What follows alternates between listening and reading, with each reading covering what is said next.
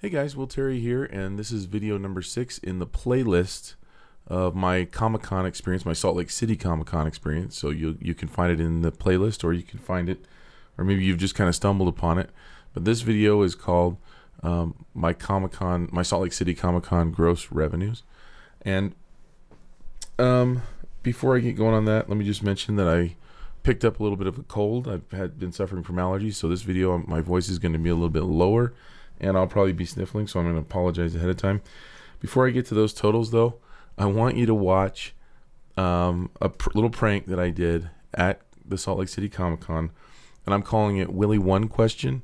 I wish it was original to me, but I actually originally saw it on a bit from either David Letterman or Jay Leno. I can't remember which one, but it's where I create awkward moments by asking the question, what's your favorite thing about Comic-Con, to some of the people that I met, some of the friends that I have, and I just hold the camera right in their face and just keep nodding even after they've answered it, and I keep nodding.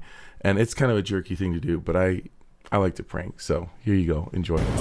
Okay, so what is your favorite thing about Comic-Con? Will Terry being here. Is that it? That's what you need to know? My favorite part about Comic-Con would be seeing all the great artists.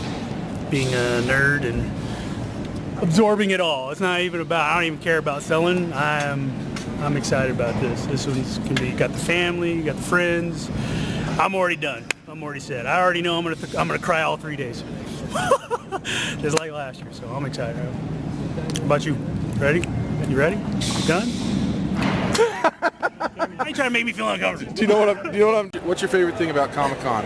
My favorite thing about Comic-Con is the fact that I can go directly to an artist and I can speak to them and I can say, "You guys are great." And afterwards, I can learn a lot. I can gain insights I wouldn't otherwise, and I'm very thankful for this moment.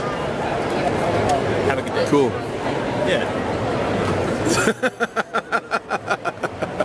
I thought it was over. Any more? No, that's all.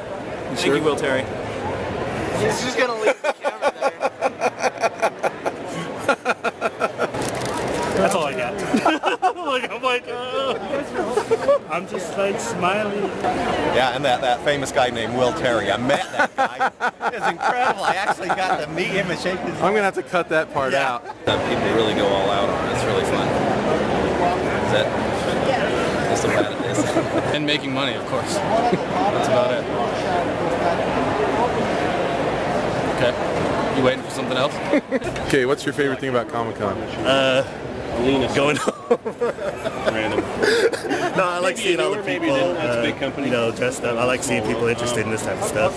It's really cool because you feel like you're a part of a community that understands you. But yeah.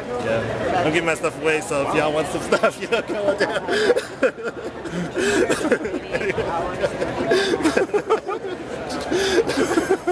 There's Bad Milton stuff right over Yeah. But what's your favorite thing about Comic-Con? Wars fan art? Are you filming right now? No. You're not? No. What's your favorite thing about Comic-Con?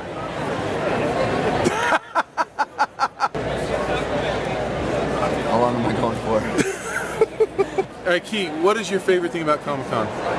I'm just looking hard behind you. The illustrators, like Will Terry. Will Terry is one of my favorites. I followed him for, I guess, 25 years, and I don't know. From the time that I saw his. So that's what I like best about the Comic-Con. Any more questions? So what's your favorite thing about Comic-Con? I'm not doing this. People that are not afraid to be passionate about something that they love. So that's what I love about it.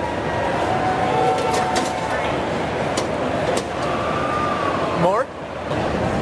It makes it fun for me. That's all.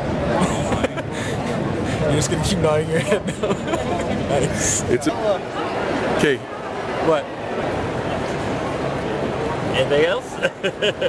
You're looking at me expectantly. I'm like, I don't know.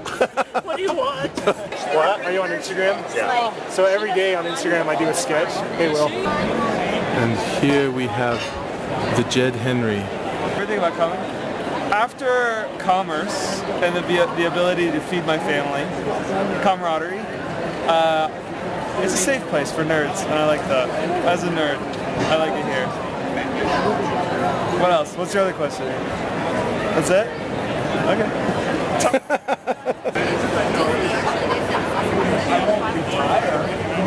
Doing that, but He's already afraid of this thing here. I was like, so he got me talking, and then I'm like, more? I got to meet Captain America, and I don't think you're actually recording anything. I am. Oh, I don't think you are, though.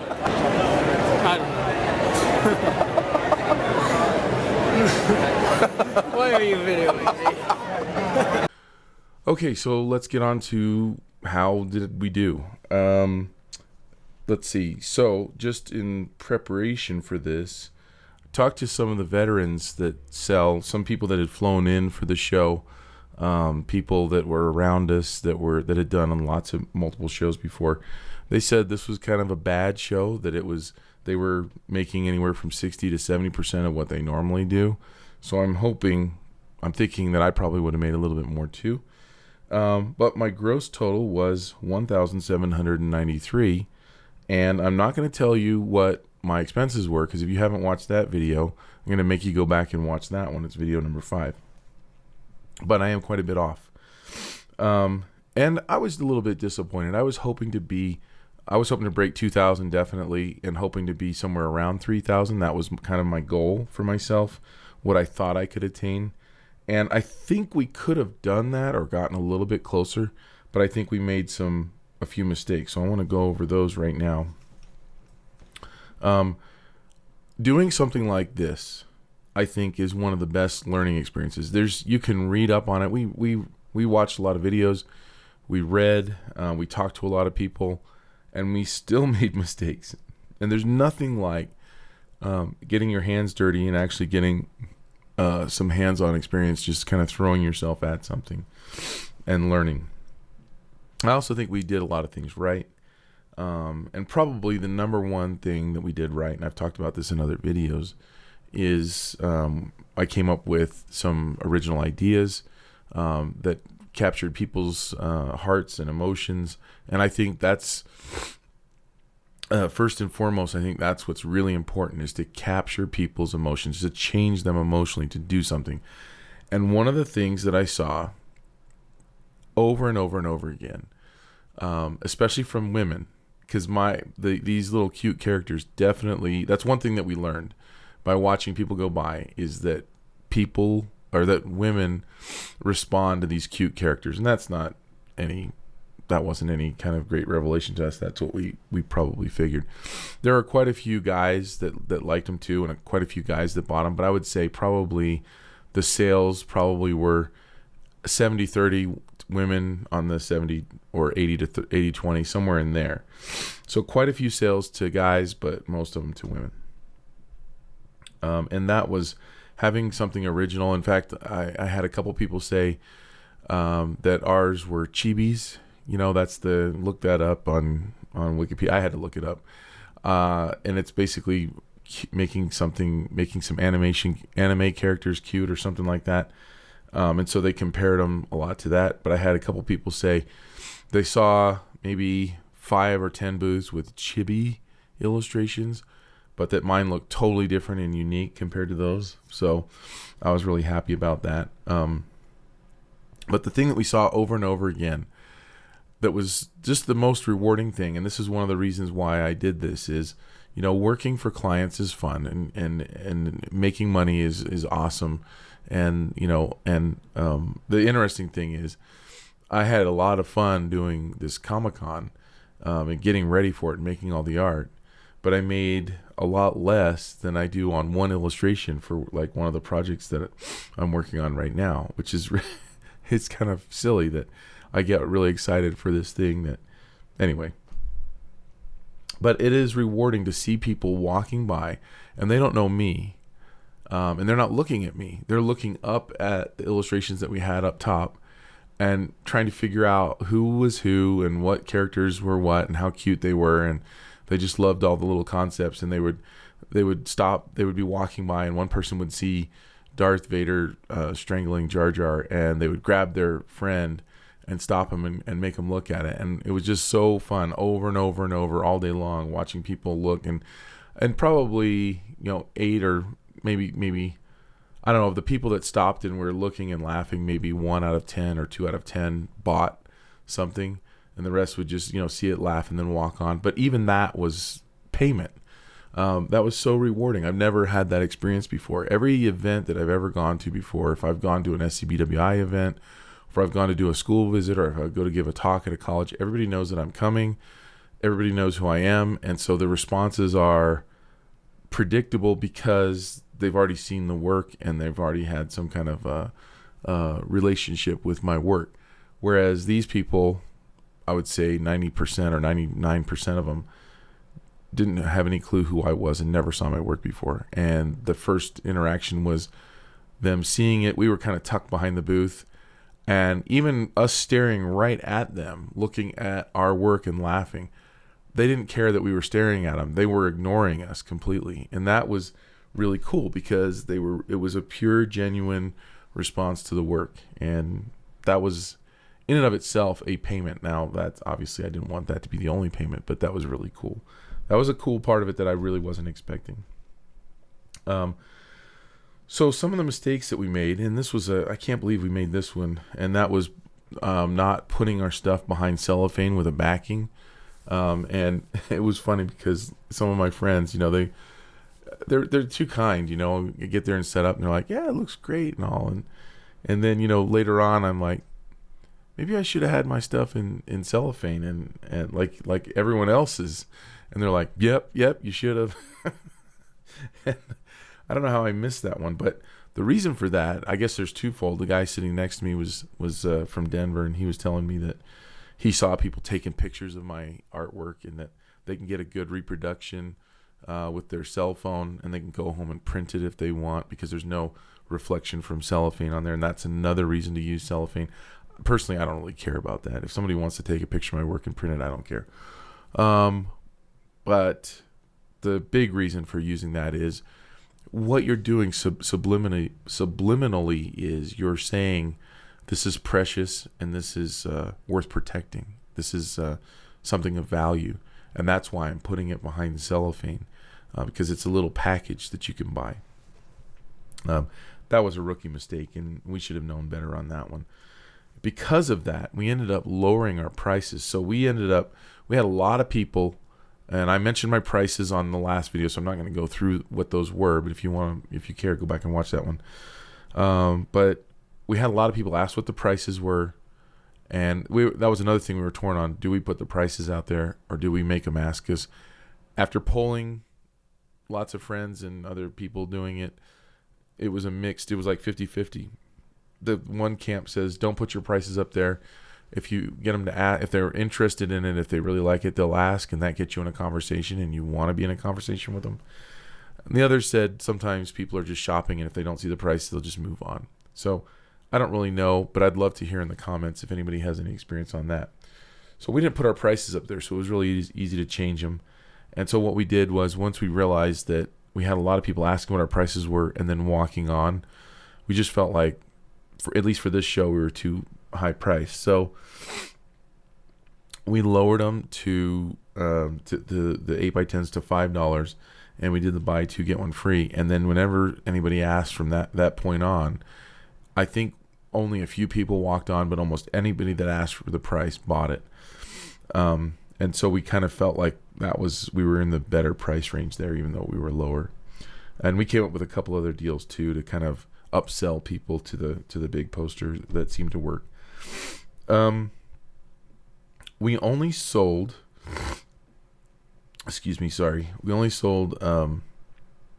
11 t-shirts, and I think the reason for that was twofold. One, we're an artist alley where there were no t-shirts. I thought that would be a benefit for us.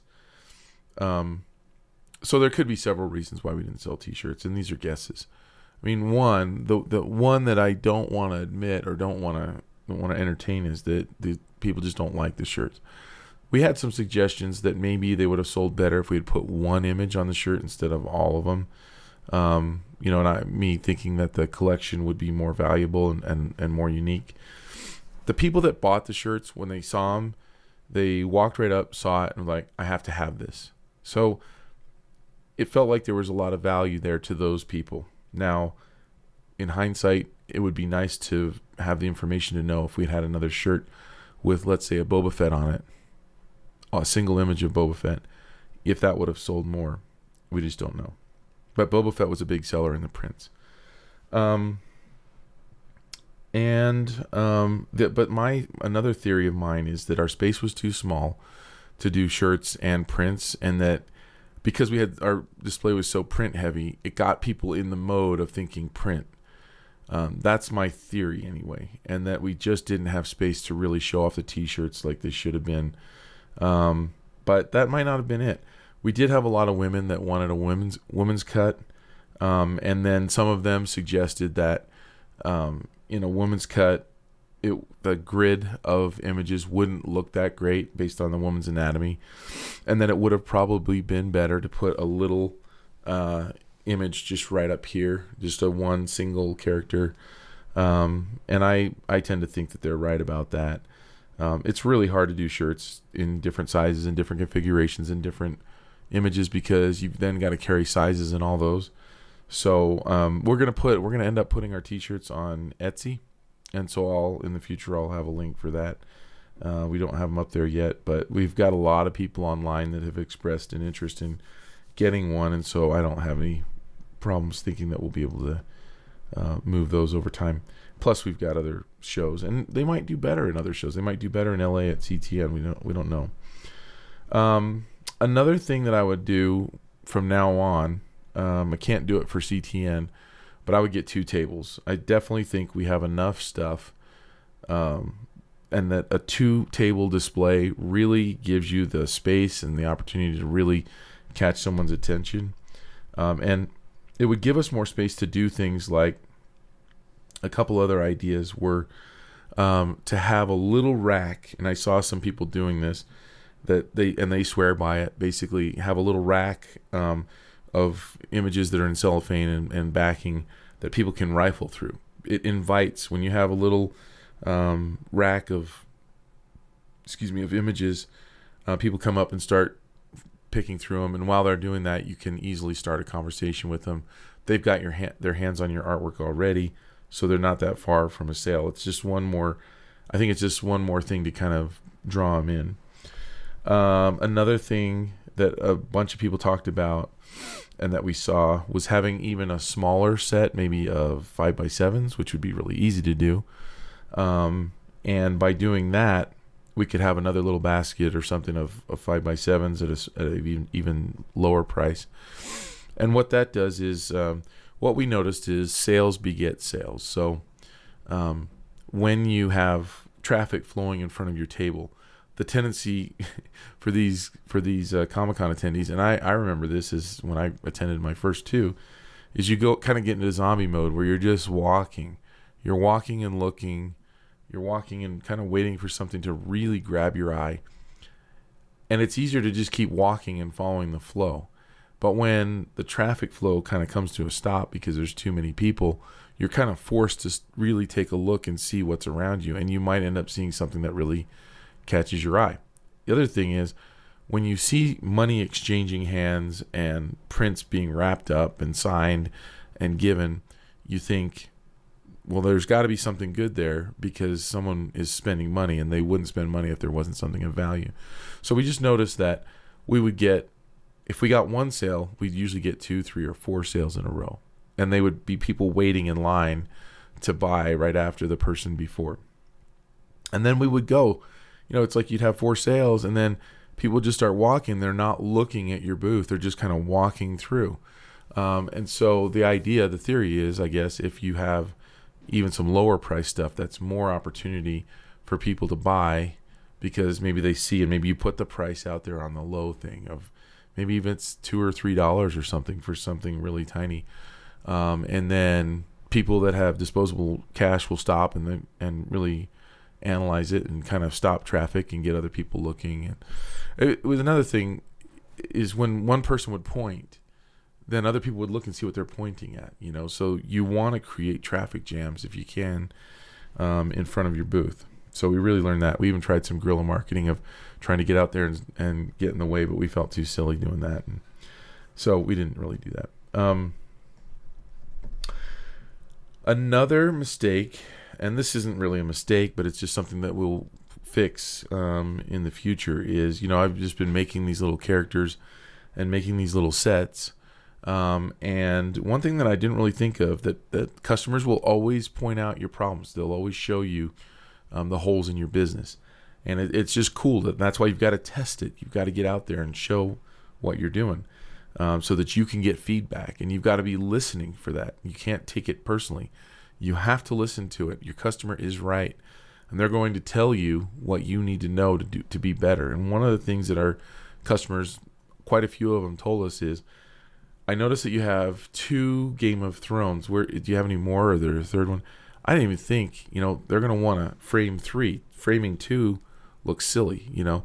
So they're already thinking, they're already designing and thinking of a place in their house. And they're thinking of a conglomeration of 3. I had 2 Game of Thrones. I had 2 Tim Burtons. I didn't have a third on that. And I only had 1 Marvel. So I had 1 Batman because I did that at the end.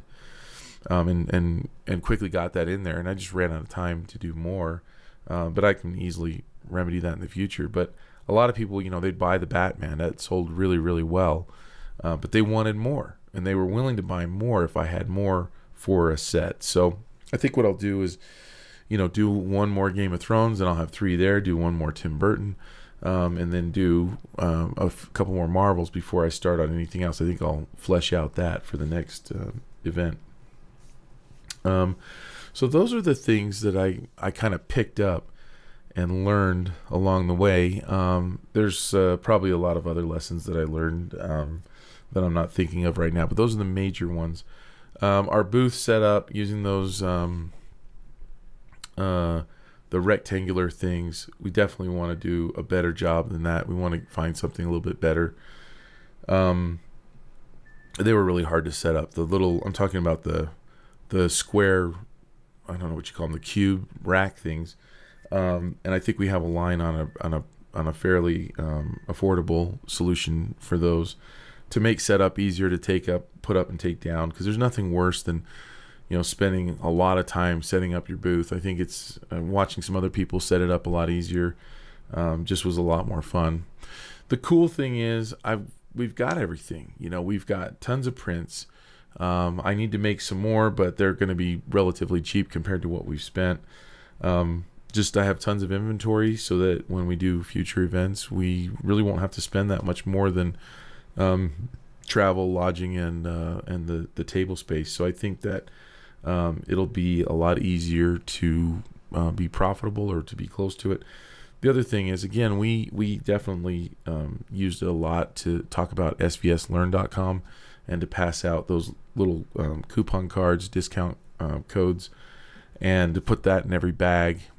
So be thinking of that for your event if you've got something else going on your website. And that was another thing. A lot of people wanted to, or at least, I don't know if this was like a tactic to get out of the awkwardness of, I'm not going to buy something from you, but they would ask for your card. You know, they would say, oh, can I get your card? Because they want to buy on your Etsy shop or something like that. So I think it's very important to put cards in. That's what we did. Of course, we were pushing SVS instead of an Etsy shop, but you know, if we get the Etsy shop set up, then and I've got Society 6 on my website, so anybody that went to my website, they can buy the prints there too. So anyway, the last thing that I want to end on is that I was really, really proud of all my students, the ones past students, present students, and the fact that they were out there doing it, and doing it quite well, I might add. Some of them had some really unique ideas. I thought some really clever ideas, and I just think that anybody that's willing to go through the hassle of doing something like this, because it is a ton of work, but it's also very rewarding, and the lessons that you learn are going to be priceless for making a living as an artist. And I just think it's awesome, and I just love the event. That's it for this video, but I will be adding my sales figures to the playlist from CTN, so I'll make another one after CTN in November, and then any other shows that we do, I will also include those in this playlist as well, so that you can kind of see how it's going. I'll report the figures. And anyway, thanks for watching, and don't subscribe unless you want to watch more videos like this.